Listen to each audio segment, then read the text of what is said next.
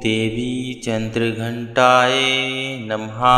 तो प्रिय भक्तों, आप सभी का हमारे चैनल में स्वागत है। आज नवरात्रि का तीसरा दिन दुर्गा माँ चंद्रघंटा का दिन है। आप सबसे यही दरख्वास्त है कि आप वीडियो को अगर देख रहे हैं तो अंत तक देखें, वरना माँ आपसे रुष्ट जाएगी। तो चलिए शुरू करते हैं। माँ दुर्गा जी की तीसरी शक्ति का नाम चंद्रघंटा है। अतः नवरात्रि का तीसरा दिन माँ चंद्रघंटा को समर्पित है। नवरात्रि में तीसरे दिन योगी जन अपने मन को मणिपूरक चक्र में स्थित कर भगवती आद्य शक्ति का आवाहन करते हैं और विभिन्न प्रकार की सिद्धियां प्राप्त करते हैं। माँ चंद्रघंटा की पूजा से भक्तों का इस लोक पर तथा परलोक दोनों में ही कल्याण होता है। माँ चंद्रघंटा की कृपा से अलौकिक वस्तुओं के दर्शन होते हैं, दिव्य सुगंधियों का अनुभव होता है तथा विविध प्रकार की दिव्य ध्वनियाँ सुनाई देती है। ये लक्षण साधक के लिए अत्यंत सावधान रहने के होते हैं। माँ चंद्रघंटा का स्वरूप अत्यंत शांतिदायक तथा कल्याणकारी है। इनके मस्तक पर अर्धचंद्र विराजमान है व इनके हाथ में भयावह गर्जना करने वाला घंटा है, जिस कारण इन्हें चंद्रघंटा कहा जाता है। इनके शरीर का वर्ण स्वर्ण के समान सुनहरा चमकीला है। इनके 10 हाथ है, जिनके द्वारा भगवती ने इन्हें विभिन्न अस्त्र शस्त्र धारण किए हुए हैं। इनका वाहन सिंह है तथा इनके घंटे की सी भयानक ध्वनि से दानव दैत्य आदि भयभीत रहते हैं और देवता जन तथा मनुष्य सुखी होते हैं। इनकी मुद्रा युद्ध के लिए उद्यत रहने होती है। माँ चंद्रघंटा की कृपा से साधक के समस्त पाप और बाधाएं विनष्ट हो जाती है। इनकी आराधना सद्य फलदायी है। माँ भक्तों के कष्ट का निवारण शीघ्र ही कर देती है। इनका उपासक सिंह की तरह पराक्रमी और निर्भय हो जाता है। इनके घंटे की ध्वनि सदा अपने भक्तों को प्रेत बाधा से रक्षा करती है। माँ का स्वरूप अत्यंत सौम्यता एवं शांति के परिपूर्ण रहता है। इनकी आराधना से वीरता निर्भयता के साथ ही सौम्यता एवं निर्ममता का विकास होता है। मुख नेत्र तथा संपूर्ण काया में कांति गुण की वृद्धि होती है। स्वर में दिव्य अलौकिक माधुर्य का समावेश हो जाता है। माँ चंद्रघंटा के भक्त और उपासक जहाँ भी जाते हैं, लोग उन्हें देखकर शांति और सुख का अनुभव करते हैं। माँ के आराधक के शरीर से दिव्य प्रकाश युक्त परमाणुओं का अदृश्य विकीकरण होता रहता है। यह दिव्य क्रिया साधारण चक्षुओं से दिखाई नहीं देती, किंतु साधक और उनके संपर्क में आने वाले लोग इस बात का अनुभव भली भांति करते रहते हैं। तो माँ चंद्रघंटा की उत्पत्ति की कथा आपको सुनाते हैं। माँ चंद्रघंटा की उत्पत्ति कथा बेहद रमणीय है। कथा के अनुसार जब देवी सती ने अपने शरीर को यज्ञ अग्नि में जला दिया था, तब उसके पश्चात उन्होंने पार्वती के रूप में पर्वतराज हिमालय के घर में पूर्ण जन्म लिया।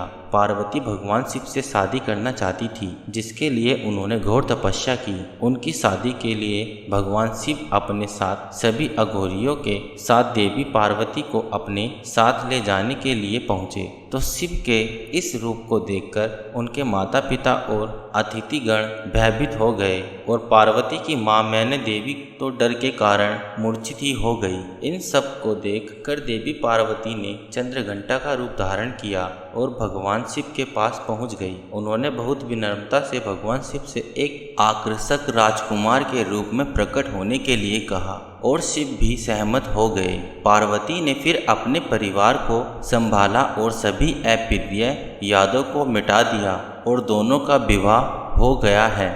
तब से देवी पार्वती को शांति और क्षमा की देवी के रूप में उनके चंद्रघंटा अवतार में पूजा की जाती है। भक्तों, माँ चंद्रघंटा की कथा हम आपको सुनाते हैं। एक बार असुरों का स्वामी महिषासुर और देवताओं के स्वामी इंद्र के बीच लंबे समय तक युद्ध चला। महिषासुर ने देवताओं पर विजय प्राप्त कर इंद्र का सिंहासन हासिल कर लिया और स्वर्ग लोक पर राज करने लगा। इसे देखकर सभी देवता गण परेशान हो गए और इस समस्या से निकलने का उपाय जानने के लिए सभी देवता त्रिदेव ब्रह्मा विष्णु और महेश के पास गए।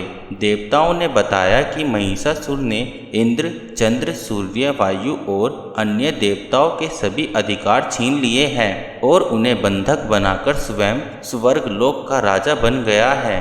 देवताओं ने बताया कि महिषासुर के अत्याचार के कारण अब देवता पृथ्वी पर विचरण कर रहे हैं और स्वर्ग में उनके लिए स्थान नहीं है। यह सुनकर ब्रह्मा विष्णु और भगवान शंकर को अत्यधिक क्रोध आया। क्रोध के कारण तीनों के मुख से ऊर्जा उत्पन्न हुई। देवगणों के शरीर से निकली ऊर्जा भी उस ऊर्जा से जाकर मिल गई। यह दसों दिशाओं में व्याप्त होने लगी।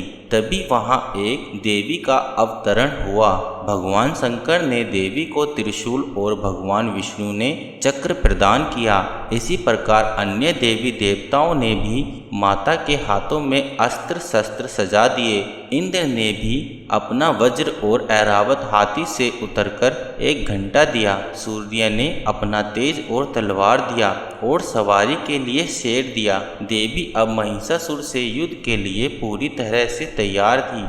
उनका विशाल्यकाय रूप देखकर महिषासुर यह समझ गया कि अब उसका काल आ गया है। महिषासुर ने अपनी सेना को देवी पर हमला करने को कहा।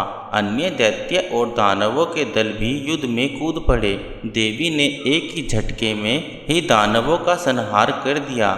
इस युद्ध में महिषासुर तो मारा ही गया, साथ में अन्य बड़े दानवों और राक्षसों का संहार मां ने कर दिया। इस तरह मां ने सभी देवताओं को असुरों से अभयदान दिलाया। भक्तों, इसी के साथ यह कथा समाप्त हुई। चलिए मां चंद्रघंटा की आरती कर लेते हैं। जय मां चंद्रघंटा सुख धाम, पूर्ण की जो मेरे सभी काम। चंद्र समान तुम शीतल दाती, चंद्र तेज किरणों में समाती। क्रोध को शांत करने वाली, मीठे बोल सिखाने वाली। मन की मालक मन भाती हो, चंद्रघंटा तुम वरदाती हो। सुंदर भाव को लाने वाली, हर संकट में बचाने वाली। हर बुधवार जो तुझे ध्याए, श्रद्धा सहित जो विनय सुनाए। मूर्ति चंद्र आकार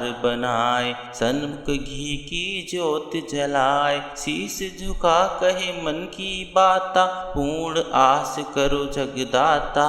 कांचीपुर स्थान तुम्हारा, कर्नाटिका में मान तुम्हारा। नाम तेरा रटू महारानी, भक्त की रक्षा करो भवानी। जय मां चंद्रघंटा सुख धाम, पूर्ण की जो मेरे सभी काम। जय माता दी।